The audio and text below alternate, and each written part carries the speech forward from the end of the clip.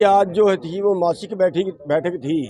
और आज जो चर्चा हुई है संगठन को विस्तार के लिए यहाँ पे हिदायतें दी गई हैं और सभी ज़िलों की हर महीने की एक तारीख फिक्स कर दी गई है। हर ब्लॉक की भी इसी तरह से फिक्स की जाएगी। और एक मुद्दा यहाँ पे सूरजमुखी का है कि सूरजमुखी मंडी में आ रही है। हरियाणा सरकार कहती है हम एक एक दाना खरीदेंगे, लेकिन एक हफ्ते से भी ज़्यादा हो गया सूरजमुखी को मंडी में आई। सरकार को चिट्ठी भी हमने भेज ली और वीडियो डाल के भी उनको टैग किया है, उनसे तक अपनी बात पहुंचाई है कि जो सूरजमुखी है उसकी खरीद तुरंत शुरू की जाए। ये कह रहे हैं 1 जून से शुरू करेंगे। 1 जून तक तो बहुत सूरजमुखी मंडी में आ चुकी होगी, बहुत लोग परेशान हो रहे हैं। तो हम आपके माध्यम से भी माननीय सीएम साहब को कहना चाहते हैं कि जब आपने खरीदनी ही है तो उसको टाइम से खरीद शुरू कर दें। और दूसरा जो कह रहे हैं कि एक ही दुकान से हम पूरा माल खरीदेंगे, तो वो तो एकदम जो है वो किसी तरह से व्यवस्था ही नहीं हो पाएगी और फिर हमें सड़कों पे बैठना पड़ेगा, उसमें शोर शराबा होगा।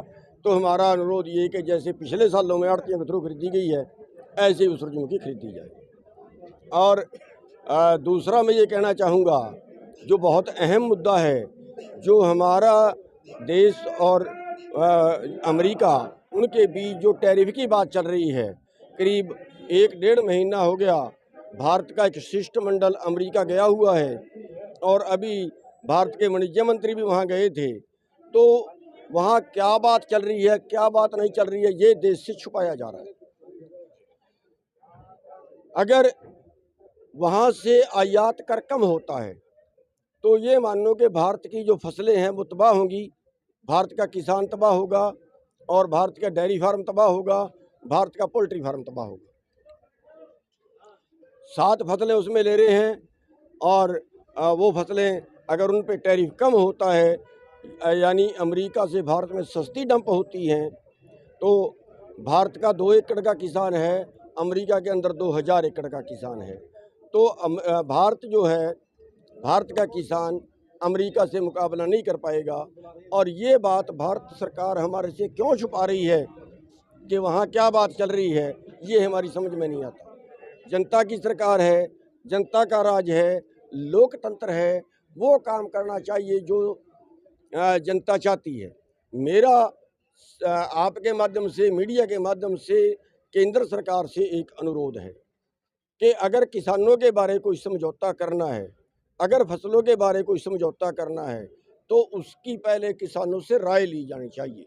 जैसे आपको पता होगा कि बीटी बीज का मैटर पीछे आया था कई साल पहले, और उस वक्त जयराम रमेश जी ने, जो सेंटर के मंत्री थे, उन्होंने हर स्टेट के अंदर एक किसान सेमिनार किया था, किसानों को बुलाया था, किसानों की बात सुनी थी और फिर वो जो है किसानों की राय सुन के उस मैटर को वहीं पर रोक दिया था, बीटी बीज को वहीं पर रोक दिया था। इसी तरह से अगर भारत सरकार के सामने कोई समस्या आती है तो उनको देश के किसानों से राय करनी चाहिए। और मैं तो ये कहूँगा, अगर कोई और मुद्दे भी हैं, मान लिया किसी इंडस्ट्री को उससे नुकसान होता है, मान लिया उस समझौते से व्यापारियों को नुकसान होता है, तो उनको भी मीटिंग करके फाइनल करना चाहिए। कोई देश को बेचने का अधिकार मोदी जी को नहीं मिला है। देश की जनता ने प्रधानमंत्री बनाया है देश की तरक्की करने के लिए, ना कि किसी दबाव में देश को ब्लैक करने के लिए। अभी एक बात और सामने आई है, भारत सरकार के मंत्री को, भारत सरकार के प्रधानमंत्री को अमेरिका के प्रधानमंत्री से मिलना मुश्किल है। कई बार में टाइम मिला, लेकिन अंबानी तो जाके सीधा मिल लिया। अगर अंबानी जाके सीधा मिल लिया तो हमारे से वो उसके पीछे क्या राज है, या कहीं वो ऐसा तो नहीं है कि बड़े पूंजीपतियों को डरा के, अडानी जैसे लोगों को डरा के, मुकदमे दर्ज करके कहीं भारत सरकार को डरा रहा है कि अपनी सरकार को मनाओ कि वो अमेरिका से जो आयात होने वाली फसलें हैं भारत में, उन पे टैरिफ कम करे, उन पे टैक्स कम करे। और अगर ऐसा होता है तो भारत के किसानों की तबाही तय है, उसका नतीजा भी फिर सरकार को भुगतना पड़ेगा।